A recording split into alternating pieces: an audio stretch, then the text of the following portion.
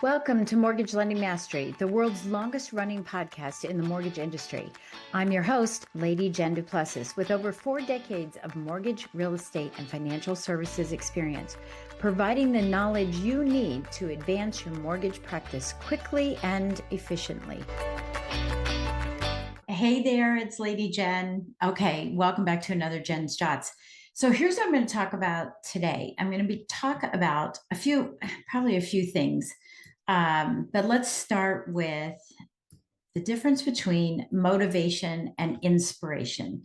And I actually learned this from a colleague of ours, Bill Walsh, who is part of Power Team International, or the founder of Power Team International. And I've always used it. I always love it. I have my own spin on it. So I wanted to share it with you today. So that you can, start off the new year, or anytime that you're listening to this, your new quarter, your new half year, starting it off with knowing the difference between motivation and inspiration.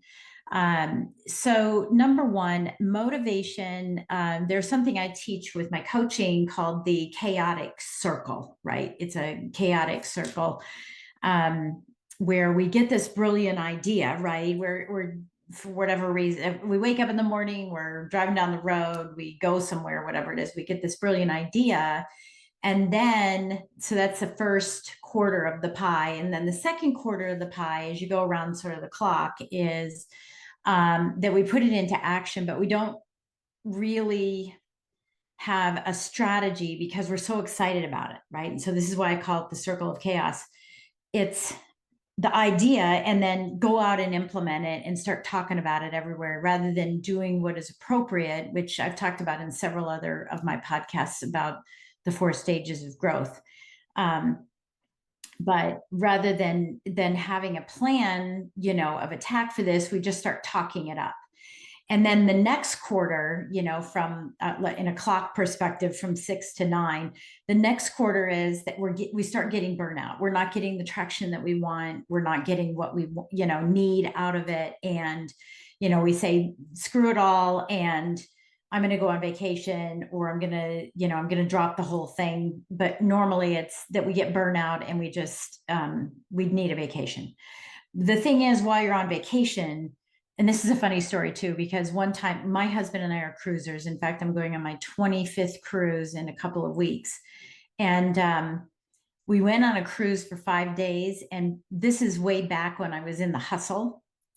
Went on this cruise for 5 days. I didn't actually settle down and calm down and relax until the 5th day. And we were getting off the ship. And I said, never again will we do a 5-day cruise. We have to do 7 or more.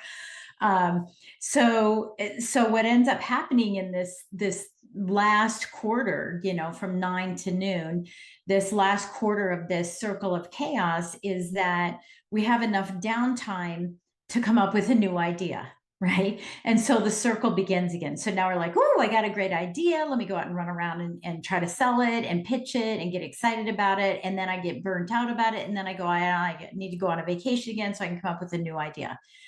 This is exactly, to me, what motivation is about, is that we need to get motivated. I've heard people say it all the time. I need some motivation. I'm going there to get motivated. The problem with motivation is that it is short-lived, right? It's a booster shot of some ideas that might in fact be shiny object syndrome, which for me is SOS. It's help, right? It's that help that we need. And so we tend to get motivated by people, but it's very, very short-lived. And again, we're in that chaotic circle. And so we get motivated to do something. We start applying it. We get so excited about it that we don't plan for it. We start applying it. It doesn't work. And so we get demotivated, right? Get desensitized to it. And then we seek more motivation. Sometimes for some of us, that's spending more money. Sometimes it's more time. It's just kind of spinning our wheels, right? Or being on a treadmill.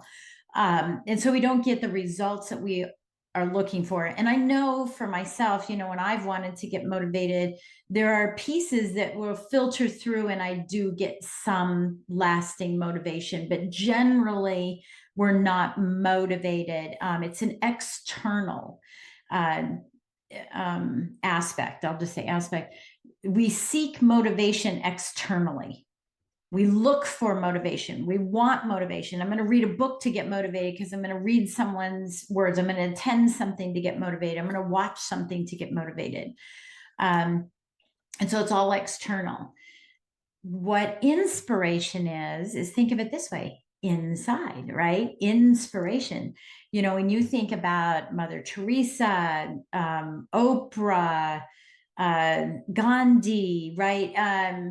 Just people that you know in your world or your sphere that you watch them and they're so inspiring, right? You're compelled to follow them. That's what people do. They're just so compelled to follow these people. And it's because, and here's what's really cool about it. These people are just so inspired that they don't even know people are following them. They're just doing what they love. And they look back and wow, there's a following, right? And in leadership, it's like that too. We need to be inspiring rather than motivational to people. We need to help them, our team members, find what inspires them. And so often business owners don't ask their employees, hey, you know, what inspires you? Why are you doing this job? You know, you may find, and actually a friend of mine, Jeff Hoffman, who is the co-founder of Priceline.com and Booking.com. And he's actually the inventor of the kiosks that we all use in the airport to get our tickets. But, you know, he shared this story one time where he was meeting with his team members, which I love this aspect. I coach on this aspect even before I met Jeff, about talking to our clients or our team members and finding out what their goals and dreams are rather than plugging them into what our goals and dreams are for our business. What are theirs?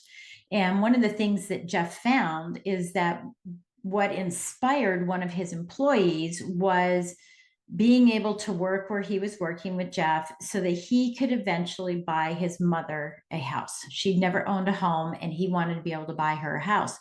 So once Jeff knew that, he could help fulfill that. He could tap in, he could ask about it, check up on the status. When the bonuses came around, he made sure he made a comment about it. When promotions were around, he made sure he thought about that person. And by the way, it's not just that person, it was every one of his employees he asked this question to. So he was always aware of where everybody was and how they were reaching their goals. That's inspiration. You know, that creates loyalty. It reduces turnover in your business as well. But that inspiration is what gets you up every single day, no matter what. You are so inspired by what you're doing in your business, what you're doing for your family or yourself, or the legacy or dynasty, as Les Brown calls it, the dynasty you're leaving. What inspires you? Because then you don't really need the motivation. You don't need the external motivation. Sure, you can get little pieces of it, but the inspiration is long lasting, right? It's a lasting success for you. So what inspires you? Now, some people will talk about this as being, what's your why? What's your vision, right? And all of those are fine. All of those are great. You can use whatever you want. I just know, you know, and I'm dating myself, but there's a commercial. And so for you, if you're younger, go into YouTube and look for the commercial for time to make the donuts from Dunkin' Donuts. But the guy would get up really early in the morning and he would just drag along and say, time to make the donuts, you know, and it was just so hard for him to get out of bed. But at the end of the day, he was happy because he was loving making these donuts and making people smile. But I always think of that because I don't ever want to wake up in the morning and go, no, not another day, not another Groundhog Day of same old, same old. I want to wake up and say, how fast can I get out of bed to make change? How fast can I get out of bed to impact people? And I have a little prayer or saying that I use every day that says, Lord, someone out somewhere out there is looking for my help. Please help me find them. And that inspires me. But it's not just that drive from within that inspires me to help and make an impact and significance to those that I serve, who are business owners and entrepreneurs and corporate management and executives. But what's pulling me, right? It's not only the push, which motivation is, I'm going to push you to be motivated, but inspiration is the pull. What's pulling and drawing me to a bigger vision, why, goal, life strategy? So there's a push piece, small push piece, but mostly a pull piece. I hop out of bed every day. Absolutely love hopping out of bed every day because I know that I can impact someone's life. I know that I can share something new that maybe I dreamt about, something new that I learned from someone else that I can put my spin on, something I can share with my team that would impact my business. So that's the difference between motivation, which is more of a push, short-lived, external, and inspiration, which is a pull, which inspires you, inspires people to take action, and creates a following without begging and pleading with everyone to follow you. So that is my Jen's Jot for today. So think about, where do you stand these days? Are you looking and seeking motivation from other people? Or have you identified that inspiration inside of you that you then can achieve everything that you've set out to do, or that you need to maybe think about what you want to do? And let me just leave you with this one last piece too. I feel, and this is my philosophy in business and in coaching, I feel that your vision in your business needs to be larger than just you. And if you're watching this versus listening, I'm kind of making a V here. It can't just include you. It has to be larger so that it includes everyone behind you. Your vision can help them get to the things that inspire them, their why, their goals, their dreams, their legacies that they want to achieve in their life. So take a few minutes and think about this. Think about why do I feel like I need motivation versus do I have enough inspiration to get me up every single day that I'm excited to be working in my business and serving my clients and serving my team members and serving myself and my family. So with that, I'll catch you on the next Jen's Jots. Thank you for joining Mortgage Lending Mastery. If you found value in today's conversation and would like to get support, simply go to supportfromjen.com. That's supportfromjen.com, or reach out to me on social media. Keep watching and listening for more insider secrets, stories, strategies, and ideas to help you become a master in your business.